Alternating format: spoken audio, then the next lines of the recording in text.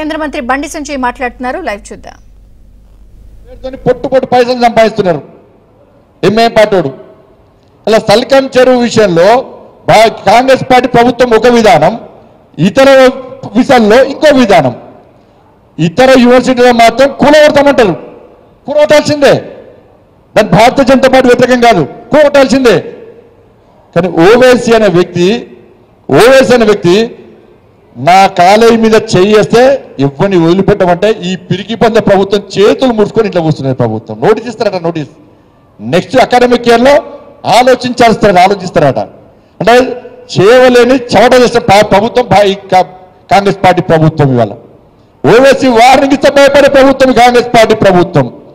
దానిలో చదువుకునే 40,000 మంది విద్యార్థులకు ఏదో రకంగా న్యాయం చేయాల్సిందే, అన్యాయం చేయద్దు.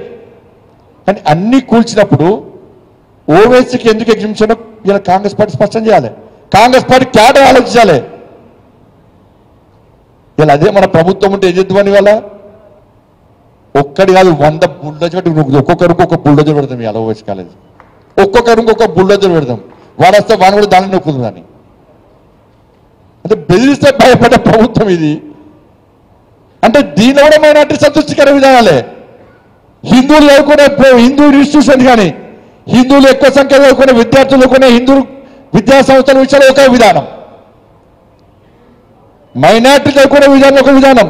మైనార్టీ యాజమాన్యం అంటే ఉడగొడతారు, హిందువుల మధ్య యాజమాన్యం అంటే మాత్రం దాన్ని కూల్చేస్తారు. Minority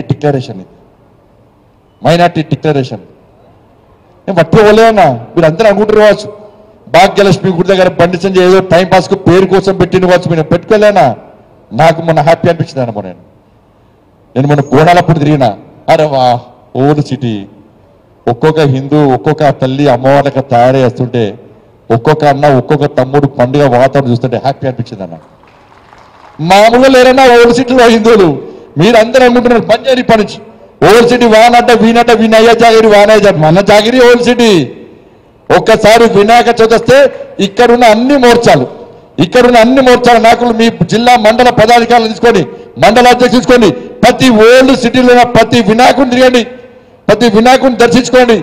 old city new city ఎందుకు కాదో ఆలోచిద్దాం, ఎందుకు కాదో చూద్దాం. పోయినప్పుడు పోతే ఒక పండుగ వాతావరణం, బోనాల పండుగ తిరగాలన్నా. ఒక్క వ్యక్తి ఇద్దరు వ్యక్తులు తిరుగుతారు కాదు, మీరు తిరగాలి. అక్కడ హిందూ సమాజం ధైర్యంతో బతుకుతుంది. వాళ్ళ ఎవరైతే ప్రాపర్టీ సమకూరి ఇతర ప్రాంతాలు వేరో వాళ్ళందరూ తిరిగి వస్తున్నారు. ఇవాళ ఓల్డ్ సిటీకి తిరిగి వస్తున్నారంటే దానికి కారణం భారతీయ జనతా పార్టీ కార్యకర్తలే. భారతీయ జనతా పార్టీ ఇచ్చిన భరోసా ధైర్యం అనే విషయాన్ని ఒక్కసారి గుర్తుంచుకోండి. కానీ కాంగ్రెస్ పార్టీ బీఆర్ఎస్ పార్టీకి ఏం తేడా లేదు. ఇచ్చిన హామీలు వాళ్ళు నెరవేర్చలే, ఇచ్చిన హామీలు వీళ్ళు నెరవేర్చలేరు. బీఆర్ఎస్ పార్టీ ఇక మళ్ళీ వచ్చే పరిస్థితి లేదు. ఇష్టపడతామన్న బీఆర్ఎస్ పార్టీని మీరు ఇష్టపడతారు కావచ్చు, మీరు మర్చిపోయారు కావచ్చు. కానీ నేను మర్చిపోయాను, రాష్ట్ర అధ్యక్షుడు కాబట్టి మర్చిపోయాను. రే గుర్రంపూర్లో నా కార్యకర్తలను ఎస్టీ సమాజం కోసం, ఎస్టీ సమాజం జరిగిన అన్యాయం గురించి కొట్లాడుతుంటే గుర్రంపూర్లో నా భారతీయ జనతా పార్టీ కార్యకర్తలను నా కళ్ళ ముందు నేను చూస్తుండగా పోలీసులు లాఠీ చార్జ్ చేసి కాళ్ళు చేతులు విరగొట్టిన సంఘటనను నేను ఎప్పుడు మర్చిపోను. భారతీయ జనతా పార్టీ ఎప్పుడు మర్చిపోయిన బీఆర్ఎస్ పార్టీని వదిలిపెట్టే పరిస్థితి. మంగ్యానాకన్నా 40 ఏళ్ళ మంగ్యానాకు వచ్చిన మంగ్యానాక్ అగు ఎన్ని రోజులు జైలుకి పోయినావు? 40 ఇద్దరు 40 రోజులు జైలుకి పోయినా. 40 డేస్ దసరా దీపావళి వేయలేదు వరకు 40 డేస్ జైలుకి పోయారు. ఇష్టపెడతామా అన్న బీఆర్ఎస్ పార్టీని? ఎట్లా ఇష్టపెడతామన్నా బీఆర్ఎస్ పార్టీని? 40 మంది కార్యకర్తలు 40 రోజుల పాటు జైలుకి పంపిన బీఆర్ఎస్ పార్టీ ప్రభుత్వం. ఇలా కొనుగోలు కేంద్రాలు పోతే నా కళ్ళ ముందే రాళ్ళు పొలాలకెళ్ళి చీకటి దొంగతనంగా రాళ్ళు వేస్తే అనేక మంది రైతుల తలలు వినాయి, అనేక మంది కార్యకర్తల కాళ్ళు చేతులు తలలు వలిగిన ఒక్కరోజే 18 వాహనాలు ధ్వంసం చేశారు. భారతీయ జనతా పార్టీ కార్యకర్తలు 18 వాహనాలు ధ్వంసం చేస్తే ఆ దారుణ సంఘటన వదిలిపెట్టే ప్రసక్తి లేదు. భారతీయ జనతా పార్టీ బీఆర్ఎస్ పార్టీని వదిలిపెట్టే ప్రసక్తి లేదు. అరే పాదయాత్ర చేస్తుంటే ఏ యాత్రకు ఎప్పుడు అడ్డుకుంటారో, ఎప్పుడు ఏ యాత్ర మీద దాడి చేస్తారో అని చెప్పి ఇలా కొట్లాడి ముందు పోయేటువంటి పార్టీ భారతీయ జనతా పార్టీ. అటువంటి సందర్భంలో అనేక సందర్భాలు భారతీయ జనతా పార్టీ యాత్ర మీద పోలీసులు బీఆర్ఎస్ పార్టీ కార్యకర్తలు కలిసి దాడులు చేసినటువంటి సంఘటన భారతీయ జనతా పార్టీ ఎప్పుడు మర్చిపోదన్నా. అరే కేసీఆర్ కుటుంబం ఒక ఊరికి పోతే భారతీయ జనతా పార్టీ కార్యకర్తలు నాకు గృహ నిర్బంధాన్ని పెట్టి అక్రమంగా కేసులు పెట్టి జైలు పంపి రౌడీ షీట్లు ఓపెన్ చేసి కమ్యూనల్ షీట్లు ఓపెన్ చేసి భారతీయ జనతా పార్టీ కార్యకర్తలు ఇబ్బంది పెట్టే తీరు ఇలా భారతీయ జనతా పార్టీ ఎప్పుడు మర్చిపోదన్నా. ఇక్కడ చెప్పురానా నా మీద కేసులు ఉన్నాయి అన్న వాళ్ళు చేతెత్తురానా?